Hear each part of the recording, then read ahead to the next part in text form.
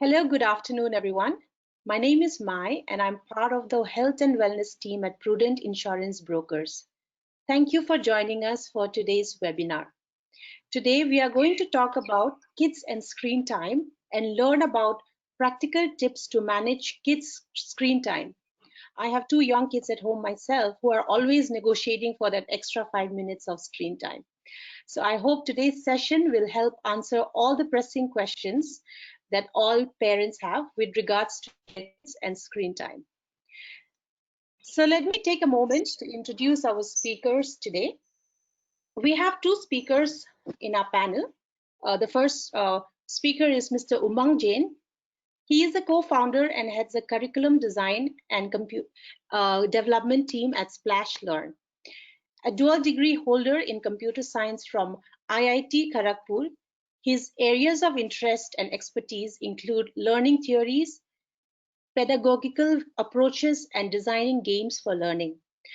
As an educator and also a father of a 3-year-old, he is committed to improving how kids learn and changing their relationship with learning for the better. Welcome, Mr. Umang Jain. The next speaker on our panel today is Mr. Abhinav Somani. Abhinav leads SplashLearn's efforts in the international markets. A mechanical engineer from IIT Kharagpur and MBA from ISB Hyderabad, Abhinav brings in over 13 plus years of experience across entrepreneurship, edtech, sports management, broadcast strategy, analytics, etc. Abhinav has had first-hand experience of children's evolving relationship with learning and screen time. Welcome to our session today, Abhinav. Thanks, Mai. Thanks for having Umang. Go on, Abhinav. To all the participants, we will have a very quick poll that you'll see on your screen just to understand the pulse for today's session. Please help me in choosing the correct answer. How many hours do your kids spend on screen per day? Less than 1 hour per day, less than 2 hours, less than 5 hours, or more than 5 hours? I will read out the answers in a minute.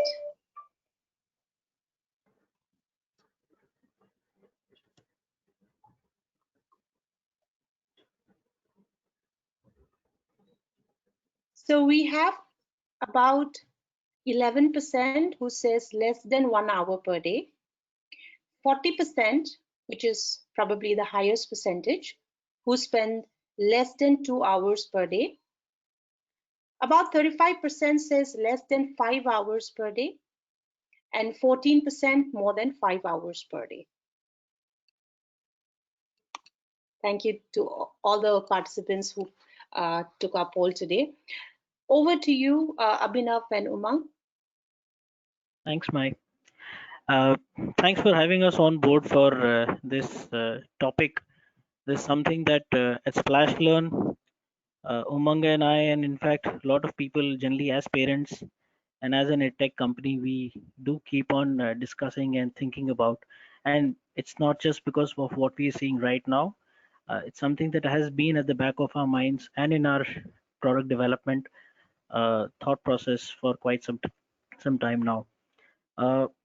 So just to give you everyone a quick background of what SplashLearn is, we are a game-based learning company. So what we've been doing is across the world for the pre-kindergarten to grade 5 children, we have been creating learning programs in math and English. And all the learning that we have on our product is basically game-based and interactive worksheets driven. But why did we even start with something like this? That's because this is a problem that has been there for quite some time, and that is that children generally are not motivated to learn. Either it's too boring, it's too hard, or for the ones who are perceptive enough to ask that question, why am I even doing this?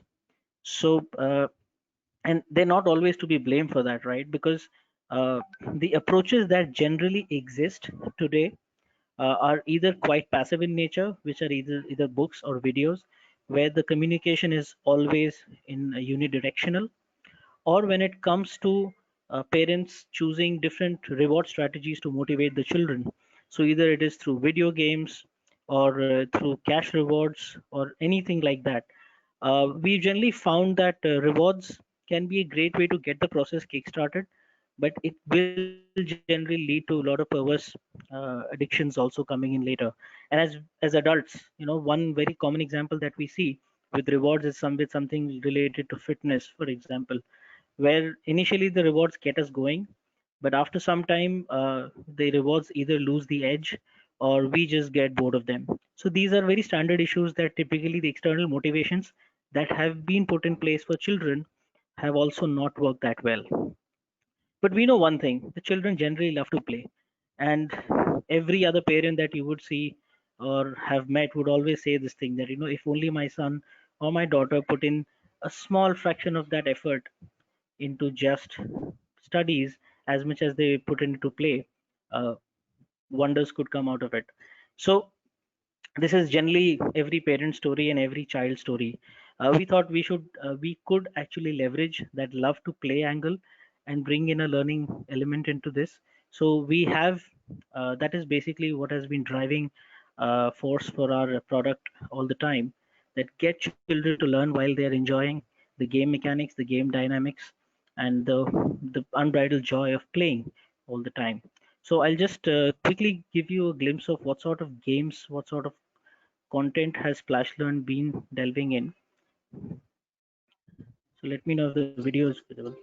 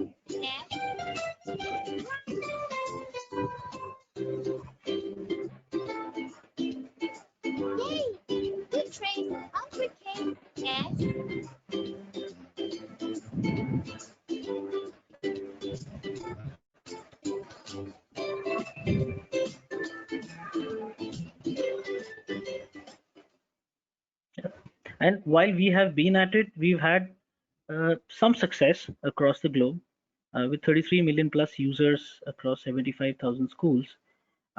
What the number that you see on your right is something which we wouldn't really call a big success. That's something that we've always been trying to improve.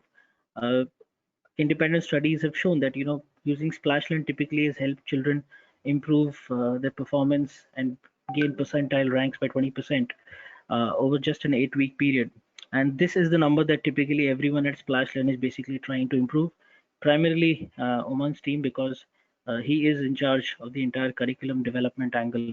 So without further ado, I think Maya and Umang, let's address the elephant in the room, which is basically the kids' screen time. And over to you.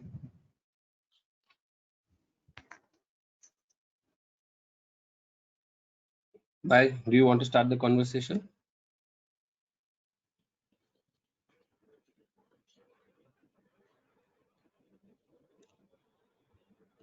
Are you muted? Can you check? I can't hear you. Yes, sorry, I was on mute. Yeah, can you hear me Right. now? Yeah. Okay, great. So Umang, how did you come up with SplashLearn? What was the idea behind it? Okay. It was similar to what Abhinav was talking about. So one thing that we hear parents talk about all the time is that my kid does not want to study or does not want to learn at all. And the question that we were sort of trying to answer or grappling with is, what is probably the reason behind this lack of motivation or almost disillusionment in most cases? And so very soon, if you look at very young children, right, before they go to school, sort of learning and playing is almost synonymous, right? They play around and explore the world, and that is how they learn. It's very organic and intuitive. When kids go to school, they enter a very regimented structure where there is a curriculum to follow, right? And they have a certain path to take. And there the relationship starts become adversarial. It becomes the student versus learning, right? And it's almost as if you are sitting in a classroom and you are being subjected to learning. The learning is happening to you rather than you being engaged with it. And so one of the reasons that we thought was, apart from of course the factors of stress and a lot of anxiety that we put kids under with respect to performance, one key reason is the teaching model itself, or how kids learn, or how we try to make them teach. And through SplashLearn, the idea is to change those models and make the learning process more student centric, more student friendly, and get it back to the intuitive and organic ways of learning. And one of the ways of doing that is just sort of going to play. Uh, Throughout human evolution, play has played a very important role. It's very sort of deeply embedded in our human nature, and no one needs to teach us how to play. We find ways to play in various modes. Yeah, so that is the idea behind Splash Learn, to sort of learn while you explore and while you play. Right, very interesting. The next question is, schools have been shut around the world for quite some time. What are some trends you've seen across different countries? Right. So the disruption definitely has been profound. So some estimates say 8 out of 10 students across the world are affected right now, which probably would be close to 1.2, 1.3 billion people across the world. And this is just the school going population. So probably if you count the closure of daycares and early learning centers, it could be even more. So I actually Abhinav, we do have a slide around the concept of the learning loss. If you could just go to that.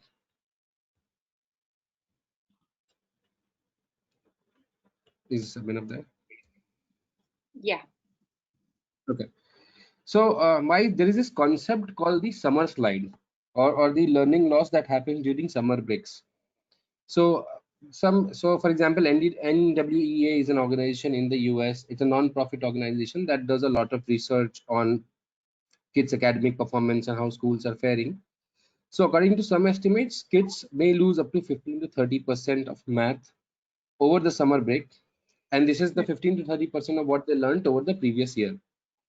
Now, if you imagine a school closure of around probably anywhere between 4 to 8 months, it could become an extended summer of loss if it is left unchecked, right? And according to NWEA, it could actually be 50% of what you learned over the previous grade. Some estimates, in fact, have been more aggressive also, where they've said it could lead to up to 8 months of sort of loss of school year time. But this is, of course, when it's left unchecked. And as schools and parents both, we are trying hard to sort of not leave it unchecked and do everything that is necessary so that learning does not suffer. Now, some schools already had technology as a part of their curriculum. So, for example, either they were using it in the classroom, or they were assigning homework on digital platforms already. And for those schools, it has been slightly easier. They have been more prepared. For other schools, it's about sort of reacting to the situation. And I think a lot of them are now either using a digital platform, or they have gone to online classes as a solution, right? In terms of data, I think the month of March was a little manic. What we saw from our data also is that parents and teachers were both clamoring for solution. It was almost like a panic driven sort of situation where suddenly nobody had any idea what to do, and everybody were looking for solutions. I think now it has sort of settled into a situation where everybody is trying to find a sustainable solution, because I think schools have also understood that this is not going to last for 2 weeks or 4 weeks. It's probably longer than that. So what do we do to engage children over, let's say, 3-4 months time? And I think the online classes has come up in a long way. Even outside school, the live classes business model is thriving at this time.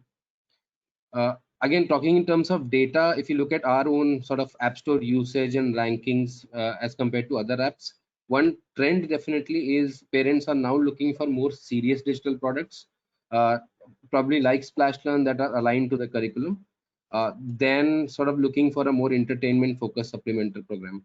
So one trend that is clearly there is that. Right, right. Very interesting.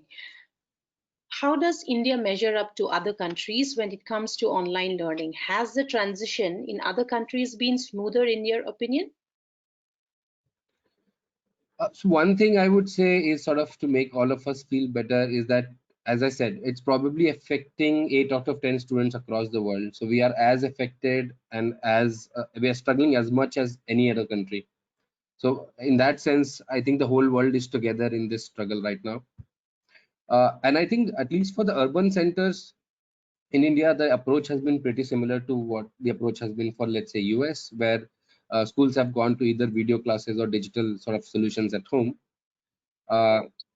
I think the challenge would be for us is rural and semi-urban centers where the access to internet and devices is not that much, and that is probably the more concerning aspect for us is the technological divide.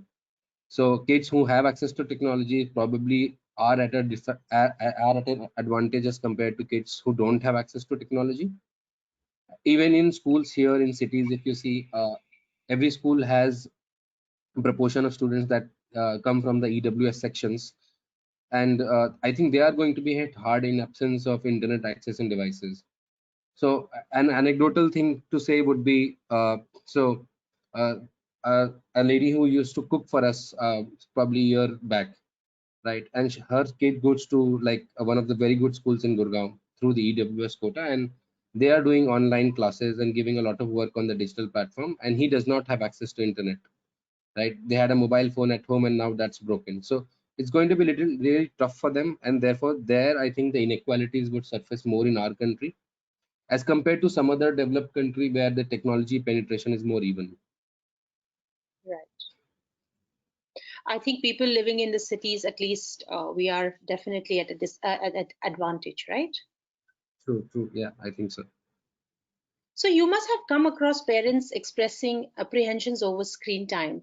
How does Splash Learn or any ed tech company for that matter take that into account? Because screen time is a channel of consumption for you guys.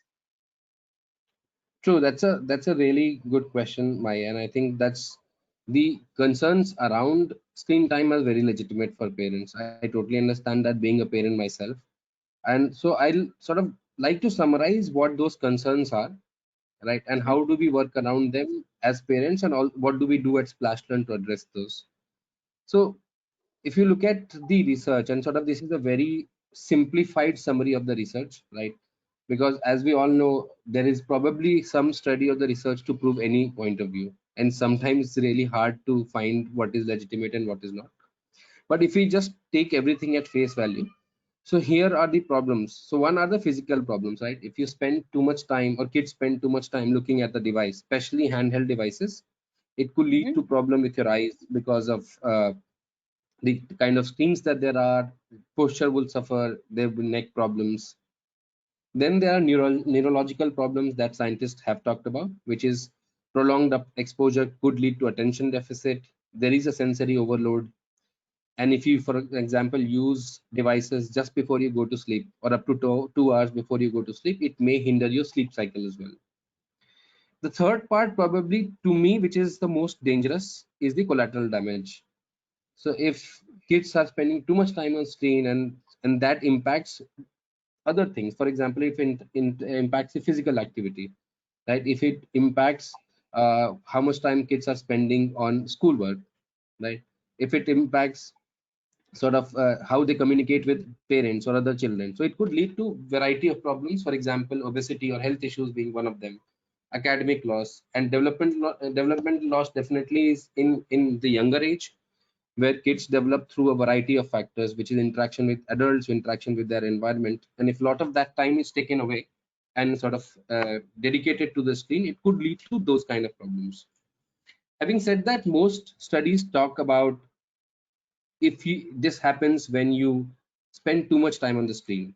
And that's also interesting construct on how much is too much time, right? And probably little later into the talk, we'll also talk about how do we know whether this what amount of time is appropriate, right? So, but is it all bad though? I don't think it's all bad. So one thing we have to realize is that the screens are there in our lives, right? And as parents, sometimes we worry about I tell something to my kid and he does not listen or she does not listen. And that may be true, but kids always see what we are doing, right? And the amount of screen time that we have as adults, children are going to be attracted to screens. There is no sort of solution to that. Over time, I think as technology will evolve, the screen type of screens will change. I think the issues with your eye, etc., might change. But there is a lot of benefit that is to be had through screen time. It depends on how we use it. So it's like a tool in our hands. It depends on us how to use it. So, for example, you can have products that can really personalize and adapt learning to your kids' level. Of course, internet is like a window to the unexplored world, right? It gives you access to a world of information, and if you use it in the right way, there is a lot of benefit to that. And two, kids can learn in an engaging and interactive environment, right? Which is typically not possible when you're learning, for example, on a pen and paper, which also has its own place. But what a digital medium has to offer is very unique and very interesting, right? And this is how I see it. So you already have a medium that kids love, right? So instead of fighting it and saying don't use it, can we use it in a way that is positive, right? So what do we do at Splash Learn to sort of circumvent the problem, right? So I think the idea is to help parents strike a balance. So one thing is that our product is a curriculum aligned, very education focused product. It's not an entertainment product that is sort of disguised with education, right? So we are very focused on, so one of the key metrics that we track is how effective is the program? Are there learning outcomes, learning gains to be had? So in that sense, we are giving parents a comfort of that you're using something that is actually productive. Second, all the content in our platform is broken down into really small chunks so that when a child plays for let's say 2 minutes, there is a logical break at the end of it, right? Which gives you time to pause and think, have I had enough for the day, right?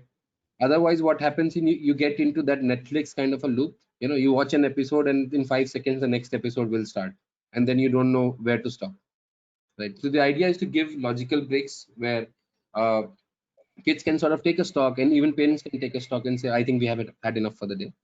Third is the program itself recommends 20 minutes of usage per day, right? And the product is also structured like that. So you get a daily recommendation that typically will be over in 10 to 20 minutes. Right?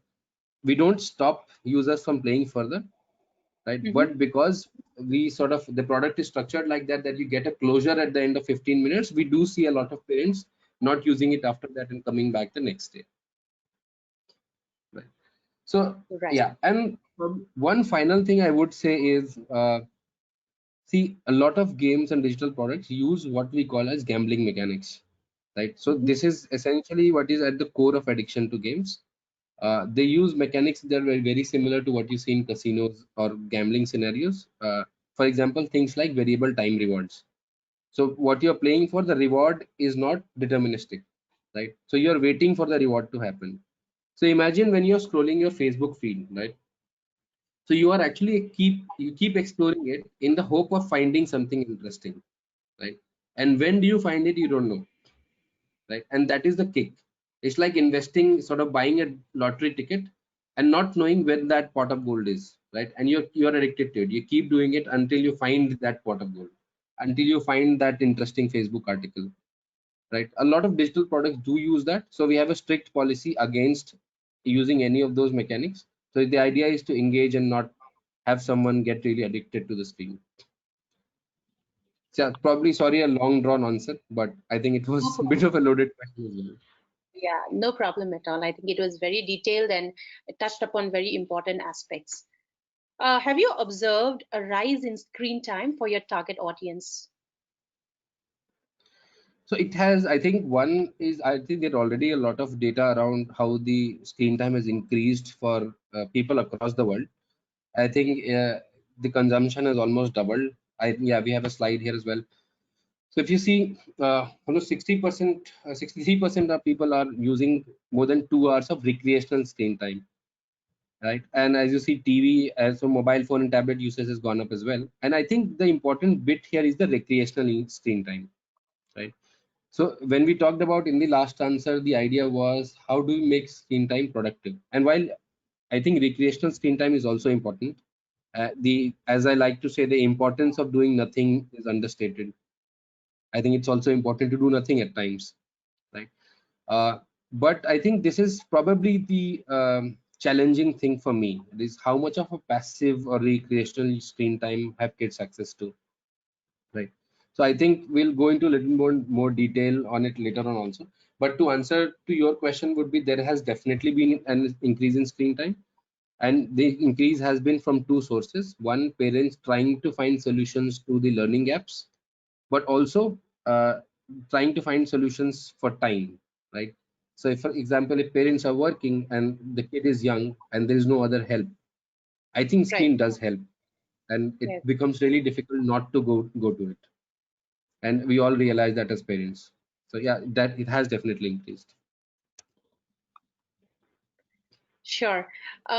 Next is a quite a personal question. Do you struggle with screen time you have with your son? Since you mentioned that you have a son, a 3-year-old son, how do you deal with it? Right. So it's been quite tough, frankly. So he's 3.5 right now, and so of course we don't have any other help at home right now. So me, my wife, and the kid, and we both have really hectic jobs. I would say we have now sort of settled into a rhythm. It's not that much of a struggle. How we deal this is, of course, we there is screen time. Screen time is definitely a part of it. What we have done over time is, one, establish a schedule, and also establish boundaries, which I think is very important. So, for example, my kid cannot read the clock right now. He's too young for it, right? But the conversation is that you can watch TV at 11 o'clock, right? So what he keeps asking is it 11 yet, right? So I think that's also interesting, but sort of builds a little bit of patience in him, right? And he sort of waits for it to be 11 o'clock, right? And if you keep telling me it's not 11 yet, and it's also important to respect. You can't cheat and saying it's never 11, right? So so there is a fixed time. So he starts at 11, and depends on the day also. Sometimes it's a little longer, probably 1.5 hours. Mostly it's 45 minutes to an hour. That is the amount of time he gets in front of a TV, right? Mhm. We also try to so the idea is not let your schedule become a habit, right? So we try to disrupt the schedule itself once in 2-3 days. So for example, once a week, like during the weekdays, we'll try to have a no screen day, or at least move the screen time a little bit, so that it does not become a really sort of ingrained habit that 11 o'clock is TV time, right? Two is the content that he watches, right? So at least for me, there is only one program that he watches right now, which is Peppa Pig, because I think he finds it interesting. I think it's very safe, very family friendly, very educational for his age, right? So I personally, as a parent, I have a lot of problem with any kid show that has any violence to any degree. So I Right. sort of try and keep it away. Then he does spend some time on the iPad, which is not every day. It depends on his mood totally. So we have a dedicated time to do some sort of a learning activity, but we try to make it really diverse so it does not feel very restrictive. So he can choose to do it on a worksheet. He can choose to do some sort of coloring. You can choose to play something on our product on the iPad, or any other product. In fact, that's also okay. It depends on what he likes on that day. That also is restricted to, probably, like, the iPad time is definitely not more than 30 minutes at a stretch. Uh, we have a strict policy against using the mobile phone, because the screen size is really small, right? And I think it's a little young for it. Also because it's really portable, so it's really easy to access and use, right? And you get into that habit of, you can use the mobile phone anywhere when you're outside the house, when you're anywhere. So we just want to remove that. So in that sense, I find TV a little better, because you can't do it everywhere, right? If you're at somebody else's house, you can't really watch TV. But mobile phone is like ubiquitous, so you can use it at any point of time.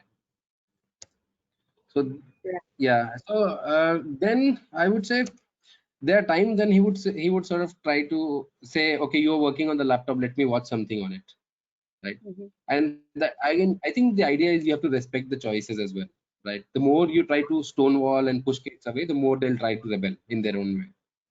Right. So right now he's all into how are fossils made, what is like watching videos of astronauts in space station, because he loves seeing them floating in the space station. That's really interesting to him, right? So the recent obsession is football, for example, and that gives a really nice return on investment.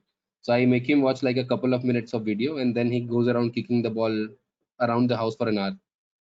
So it does work quite well like that. Yeah, so the idea is to keep it diverse, but also have a schedule and establish boundaries. With reasonable boundaries, right? Yeah.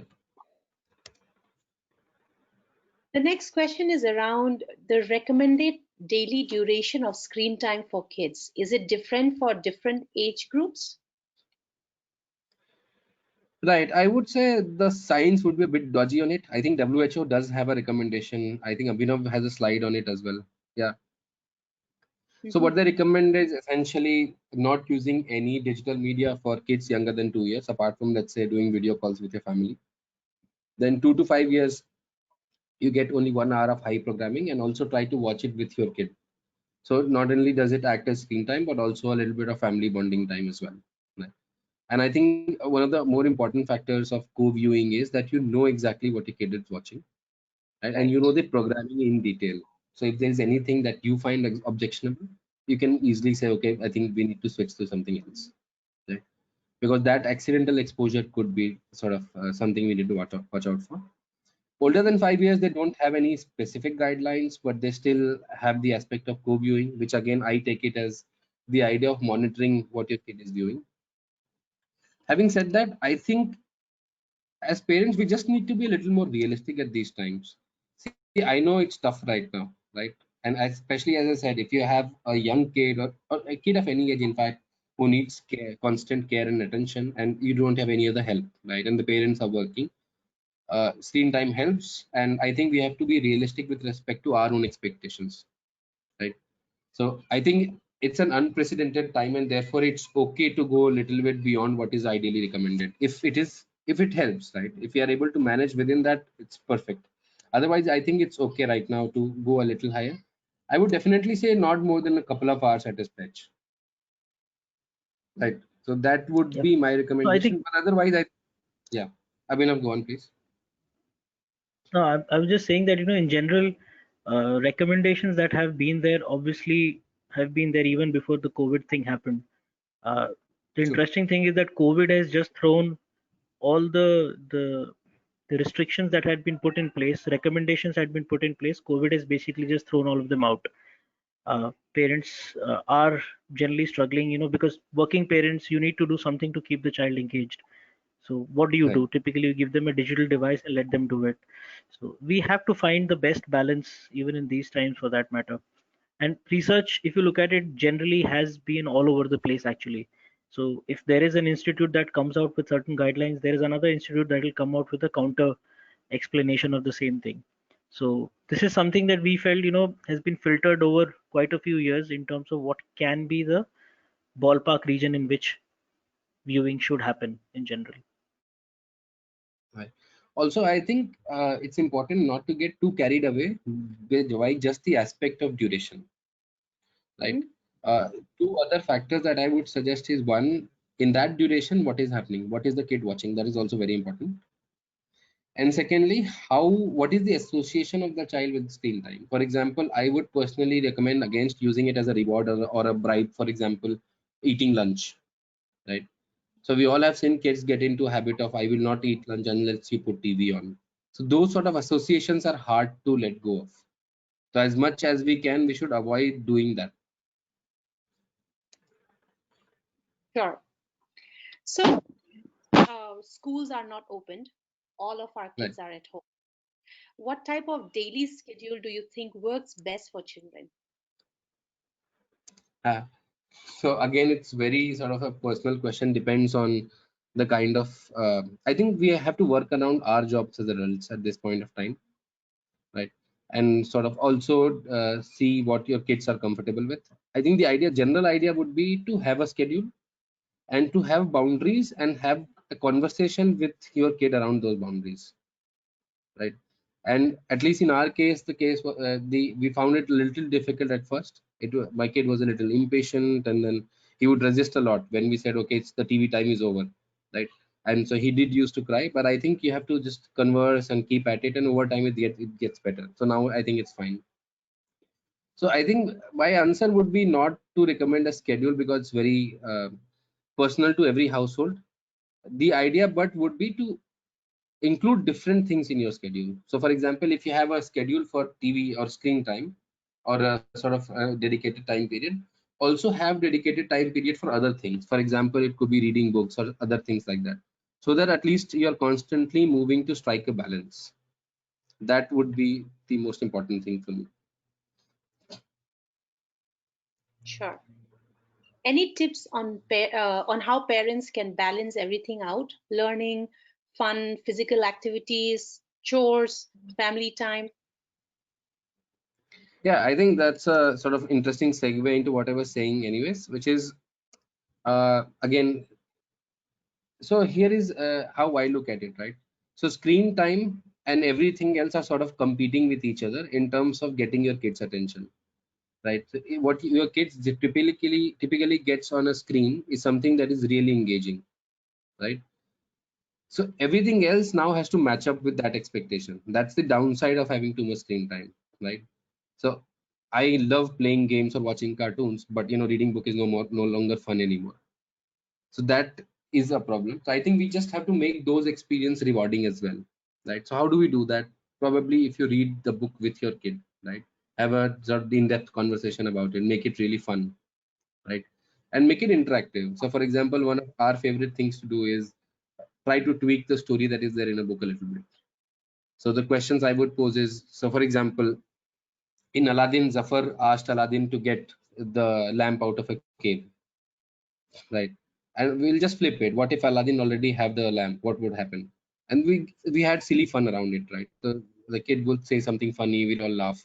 So just to have those experiences rewarding as well. Then as I said, just trying to include a lot of different things in your schedule. Probably you can have a lot of parents already have that, which is a reading time before bed, where you can read together as parents. And if you, I know we are sort of short of time, you can take turns as parents, right? One day one parent can do it, the other parent can do it another day, right? All of us are cooking nowadays, a lot of us are. So when I'm cooking, my kid is there constantly with me in the kitchen. So I make him sit on the kitchen surface, and then we are sort of doing things together, right? And just silly things, if you're sort of making the dough for roti, I'll just give a little bit to him, sort of roll it around, and he thinks he has made a roti, and he really likes it. So again, you have to find activities that will sort of fit your kids' interest based on their age group. But one of the ways of making other things interesting is just you becoming a co-player, right, or a partner in those games. Another interesting thing would be to gamify the experience a little bit. So one of the games that we sort of did at home was, so in fact, I would like to tell you about this product called Chore Wars. Mhm. So this is about getting kids to do chores at home and gamifies the experience. So let's say if there are two kids at home and their parents, you divide chores amongst yourself, and every chore that you complete, you get a point on the system. And then you're sort of competing within your family on who has gotten more points. So not only a great way to have kids help around the house with your chores, but also keep them engaged. And in fact, we did something like that at home also. We sort of put in chits with different things in a bowl, and we had to pick chits, and whatever the chit said, you had to do it. So for example, we put in things like go clean your bicycle, or wind up your toys, right? So and if the so for example, my kid would pick a chit, and if it says go clean your cycle, he'll spend half an hour in cleaning his cycle. So just sort of making that experience fun, right, is important. In fact, I would also like to tell you about this interesting initiative. So this experiment, in fact, led us to create something called Wonders at Home. So it's a website. You can find it at wondersathome.com. It's a free website, no sign up required, no data given. All it does Mhm. is throw a random challenge at you, right? So it just throws a random challenge. It could be, for example, if a zebra met a cat, how would it look like? Can you draw it, right? Or go around the house asking people if they need help. How many people can you help? So there are silly and fun challenges like that, right? And you can set a little bit of a status in terms of emojis. What are you doing right now? And just see what other kids are doing with no personal information, completely safe, completely free. So yeah, so this is an experiment that led to that. So yeah, that's about it, I would say. That brings us to the next question, which is a very, very important question. I'm sure most parents can relate to this. What are some of the precautions that we should take as parents when our kids are online? Right. In general, I would say, without getting too technical, is the most important thing is to spend time on the product yourself as a parent before you get your kid on it. And any kind of product, right? Whether it's a learning product, you have to see whether it's for your kid. Is it too hard? Is it too difficult? Right? I would try and spend time with your kid on the product initially before you can hand it over to them. If it's a sort of anything on TV, some sort of programming, just watch it a little bit with your kid and understand whether uh, it's even age appropriate or not, right? So one fine day I had this idea that, okay, I think my kid can watch something like National Geographic, right? There's animals and he loves animals, and I think within 30 seconds I realized that's such a bad idea, right? He would have gotten so scared, you know, because they have very real videos of animals, predators attacking other predators. It just wasn't for him. Right. So what could seem like an interesting idea could turn out to be really bad. So I think just to have that level of prudence is important. For older kids, what I would say is couple of things, right? So in the US, there are very sort of strict laws. Like there is a law called COPPA, which is Children's Online Privacy and Protection Act, which sort of mandates what you can and cannot do in a kid's product. So for example, you cannot have links to external websites. You cannot let your kids post anything on a public forum, right? So as a product SplashLearn, we are of course very compliant with those laws. So yeah, so these are the things that parents can watch out for, right? Are there ads? I really hate products that have ads, kids product that have ads. I think that's really bad. So as parents, I think we should be ready to pay a little bit and get an experience that is safe for our kids, right? And I generally don't like ad driven products at all for kids. uh, as I said, external links such as strict no. I am also very scared when a product lets kids interact or talk to other people, right? Because you don't know who is there on that side of the screen, right? And how much of a diligence has that company done in terms of whether it's an adult on the other side or is it a kid, right? So I think, yeah, it's important to be comfortable with the product. Just use it, and if you think as a parent, I think there is something fishy about it, I think something can go wrong, I think just your instinct and don't use it. I would say there are a lot of products out there in the market, right? And not every product is for your kid. And then I think, but another point would be the theme of the content. Like, is the theme age appropriate? Is it too violent? Is it talking about things that are too mature for your kid? Right. So those things also are very important for me. Right, that's very useful. Uh, is online education really the future of education? How prepared is India for this at this point in time? So I see online education, or I would also expand the online education term into just say technology or education technology or some sort of a digital technology. I see that becoming an integral part of the education, but not the only thing. Definitely not the whole and soul of learning. Right. I probably envision a more of a blended model where kids will have classrooms which have technology deeply embedded within the processes, right, within the classroom as well, and of course at home as well. So essentially, the value I see is that technology will play a greater role in aiding the teacher and sort of helping students also learn on their own.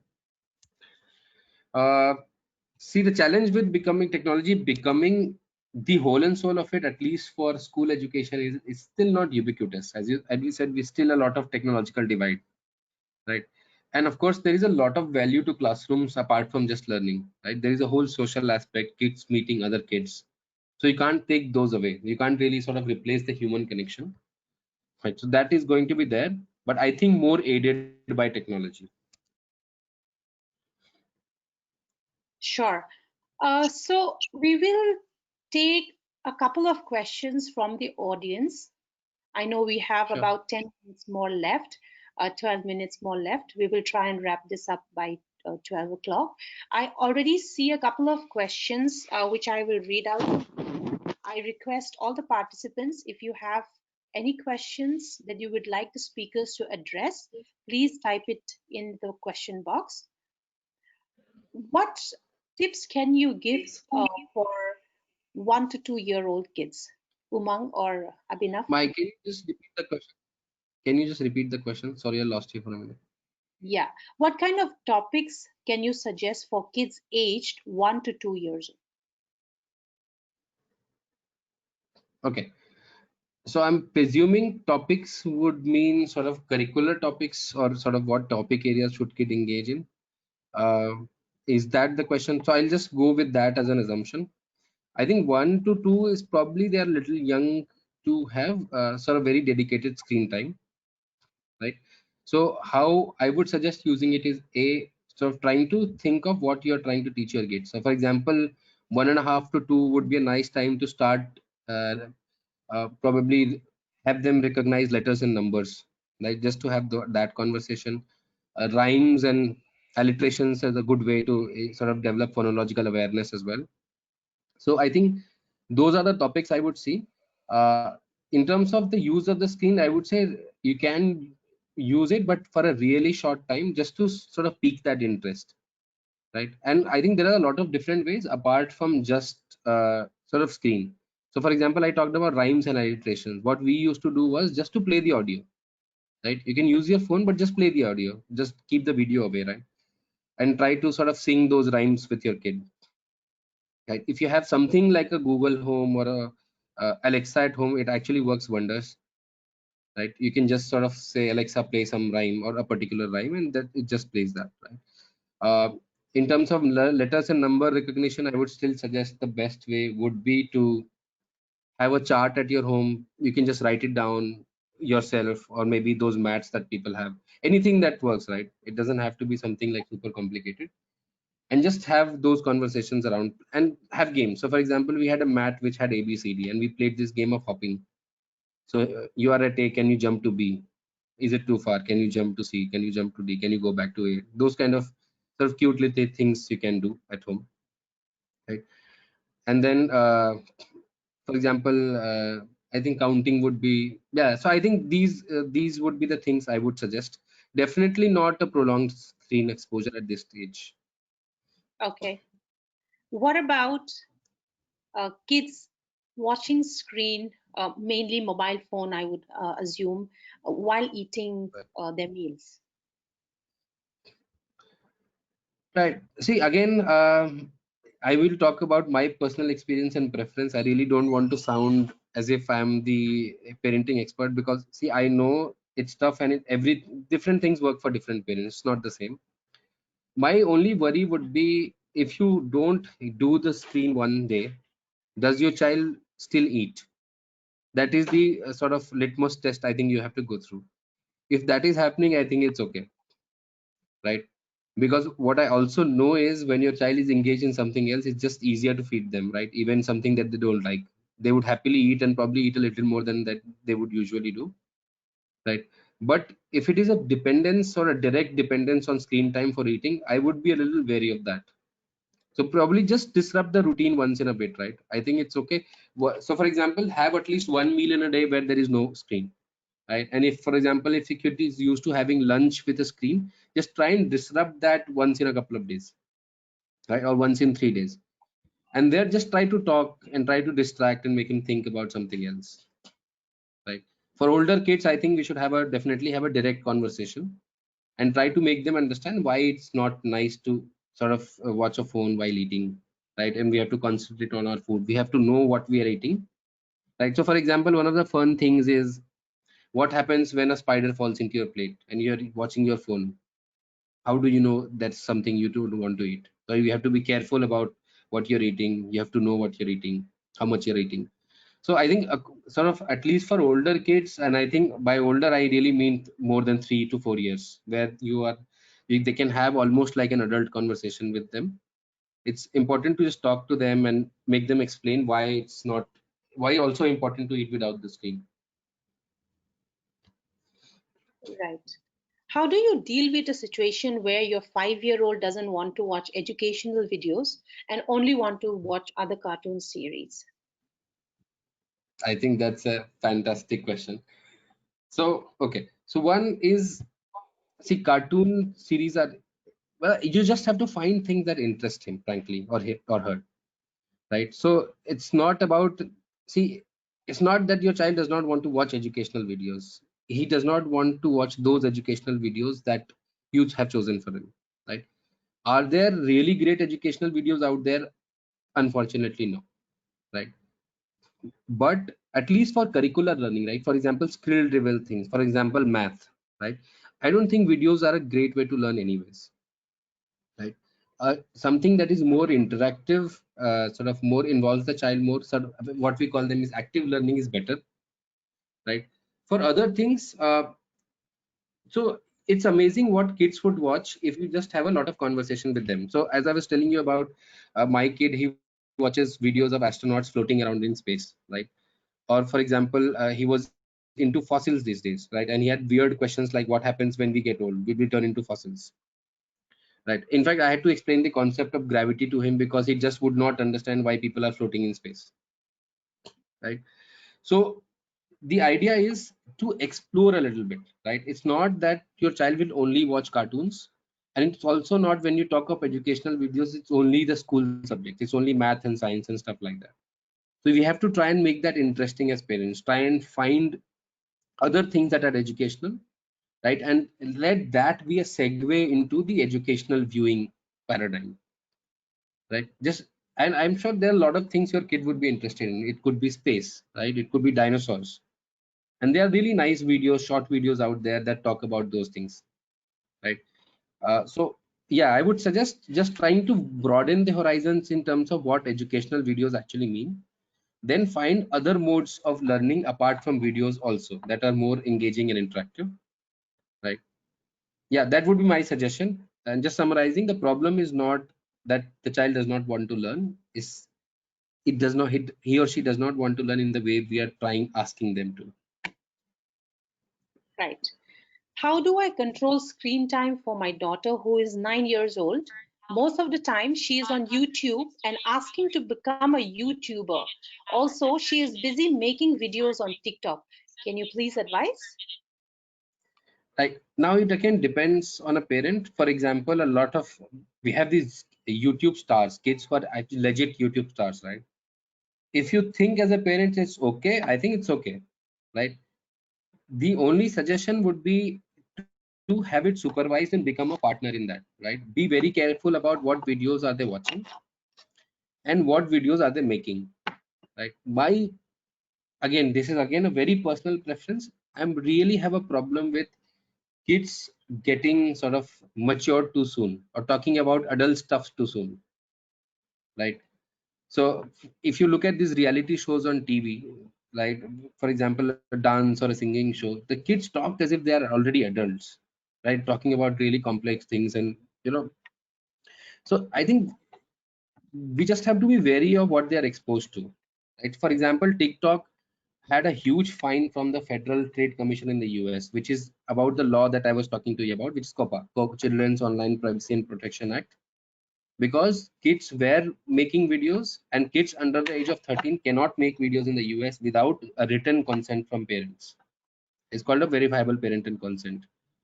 And because TikTok was not doing that, they in fact were levied a huge fine, right? So you have to be a partner to that, right? Of what your daughter is doing, right? What kind of videos is she watching and what kind of videos does she want to make?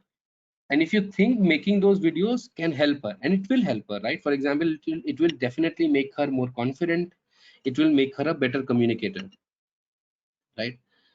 The thing I would really advise is to talk to her about how many, not be worried about how many views have you got or how many likes have you got or how many subscribers have you got, right? Because that is a pure addiction game, right? That is exactly the variable time rewards I was talking. So just try, if she's doing for the fun of it because she likes making the videos, I think it's okay, right? But if she's too focused on how many subscribers do I have, how many views did I get today, I think that's sort of a dangerous sort of rabbit hole to fall into. I would really sort of advise against that. Sure. The next question is around kids who are slightly older, 11 or 10 to 12 years old. I will club a few questions because they are of the same age group.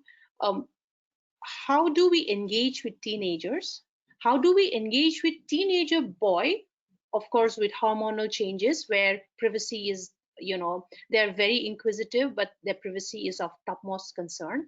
Can you give some Right. guidance around dealing with teenagers? Right. So again, with a caveat, I don't have a teenage kid of my own. Right. I can talk to you about what I have read and what I've talked to other parents about it. I think Abhinav can also add to that. So again, the key would be to have a lot of open conversations. Right.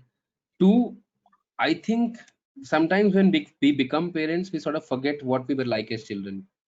And a lot of things that we did in our time as teenagers, we don't want our kids to do that, which is okay. We are just being protective. But I think the constructs would be freedom and responsibility, right? Because see, if you take away freedom, and at that age, especially the age of the glorious age of rebellion, right, which is teenage, if you try to put too many restrictions and the kid feels that there are too many restrictions, they will find a way to rebel in their own, right, or develop some sort of angst towards you, right? So I think, yeah, the key is to have conversations to, for example, let's say if your child wants to be on social media, right, or if your child wants to use a particular product, right, have a conversation around it. And I think you have to make your child comfortable enough for you to be able to view what they are doing, right? Of course you need to give them their own privacy, right? But the distance has to be, there has to be space, but not too much. That is what I'm saying, right? So you have to make your child comfortable with talking to you about anything and everything. Secondly, trying to find things that may interest your child and that could be more productive. So for example, at that age, a lot of people are sort of starting to learn programming and coding nowadays, and really serious programming. Like robotics is one thing that is coming up in a big way. There are online and offline programs as well. There are games like Minecraft that are super engaging, super exploratory, very safe. Like that also let you interact with other kids in a way. Like they are social in nature, but definitely more productive than probably going on Facebook or stuff like that. Abhinav, do you want to add something there? Yeah. So one of the more important points is, and this might be a bit redundant, is about having the conversation. And as when we were also growing up, I think the elder ones that we were always felt more comfortable confiding in were those who could actually speak the language that we were used to. Not to getting too preachy, not basically telling us to do, listing down do's and don'ts and all those things. Just understand what we are trying to say, and soon as people who are talking in similar age lines, we'll be able to understand what the responsibilities and boundaries are. Mind you, it's always, you also always have to be aware of what sort of external influences the child is falling into. So it may not always be products, it might also be friends who might be misleading them into something. Just be aware of those things. That's it. Yeah. So my one interesting sort of conversation I had with one people who does have a teenage son, and he said a very interesting thing to me. So he said, see, the challenge with being a parent too at this age is not knowing fully what your child is up to, right? You want to become almost like a helicopter parent, right? Trying to know everything that your child does, but you can't. So the trick is, how do you be there and not be there at the same time, right? And so one of the things he was really interested in, trying to have the child channelize energies into something positive. For example, sports, right, or some sort of hobby activity that's engaging as well as sort of channelizes the energy in the productive way. Sure.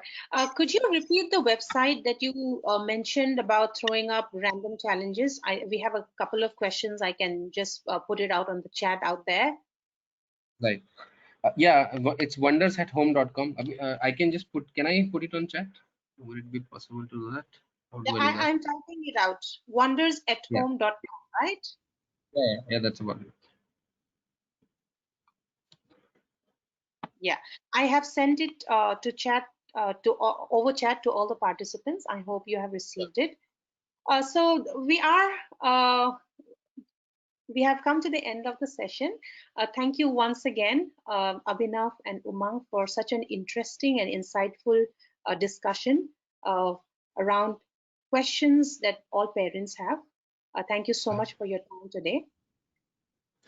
Thank you, Mai, for having us here, and we really hope that the sort of conversation was engaging for everyone who is attending, and maybe they can go back with some valuable inputs. I just hope that it was productive for them as well. Yep. It's always a journey. There are no hard and fast rules that we can come up with, just some experiences that probably can help everyone. Sure. One last final announcement from my side to all the participants, to give you all an opportunity to try out the balanced approach to new age learning yourselves. SplashLearn is actually sharing a summer home learning kit and a free annual subscription to its learning program for all the little ones at home. We will be sending you a follow-up email with all the details. So stay tuned, and you will hear from us soon about the next steps for availing these wonderful offers. So I will officially end the talk today and wish you all have a very good day, and thank you once again for joining us. Thanks, Mai. Thank you, Thanks for Mai. having us on board. Bye bye.